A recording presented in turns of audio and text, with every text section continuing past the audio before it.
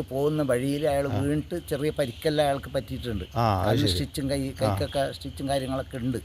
അപ്പോൾ അയാൾ വല്ലാത്ത ഒരു അവസ്ഥയിലാണ് പോലീസുകാർ പിടിച്ച് കൊണ്ടുവന്ന് വണ്ടിയിൽ നിന്ന് ഇറക്കുമ്പം ചെറിയ കാലിന് ഉണ്ട് മോട്ടൊക്കെ. എന്ത് കാരണം എന്ന് വെച്ചപ്പോൾ പറഞ്ഞ അയാൾ എനിക്ക് ഭയങ്കര പ്രഷർ ഭയങ്കര ഇത് വന്നിട്ട് ഞാൻ എന്ത് ചെയ്തതെന്ന് എനിക്ക് തന്നെ അറിയുന്നില്ല. ആ രീതിയിൽ ഞാൻ ചെയ്തു പോയത് എന്നാണ് അയാൾ പറഞ്ഞിട്ടുള്ളത്. ഉടനെ സമ്മതിക്കുക തന്നെ ഉടനെ സമ്മതിച്ചു എന്നാണ് പോലീസുകാർ പറയുന്നത്. അതിൽ അയാൾ തിരിച്ച് മലപ്പുറത്തേക്ക് രാവിലെ 11 മണിയാകുമ്പോൾ ഈ സ്കൂട്ടിയും കൊണ്ട് ഇത്രയും വലിയ റോഡിൽ 2 മണിയിൽ നിന്ന് രാവിലെ 11 മണിയാകുമ്പോൾ അവിടെ സ്ഥലത്തേക്ക് എത്തിയെന്നാണ് പോലീസുകാർ പറഞ്ഞത്.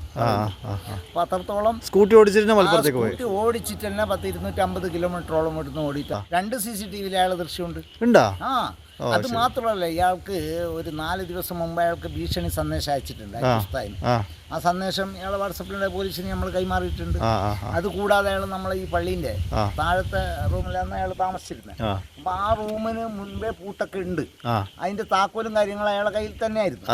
അതിന്റെ ചാവി അടക്കം അയാളെ ഇഷ്ടപ്രകാരം അയാൾ വേറൊരു പൂട്ടും കൂടി ആ റൂമിലേക്ക് ഇട്ടിട്ട് പൂട്ടിയിട്ട് അതിന്റെ ചാവിയും ഈ പൂട്ടിന്റെ അയാളെ സ്വന്തം പൂട്ടല്ല അതും എടുത്തിട്ടാണ് പോയത്. പോലീസിന്റെ സാന്നിധ്യത്തിലാണ് നമ്മൾ റൂം തുറന്നത്. ഇങ്ങനെയൊക്കെയുള്ള കാര്യങ്ങളാണ്. ഇപ്പം നിയമ നടപടികളായിട്ട് മുമ്പോട്ട് പോകും, അത്രേ ഉള്ളൂ. അല്ലാതെ പിന്നെ നമുക്കിത് പ്രത്യേകിച്ചിട്ടൊന്നും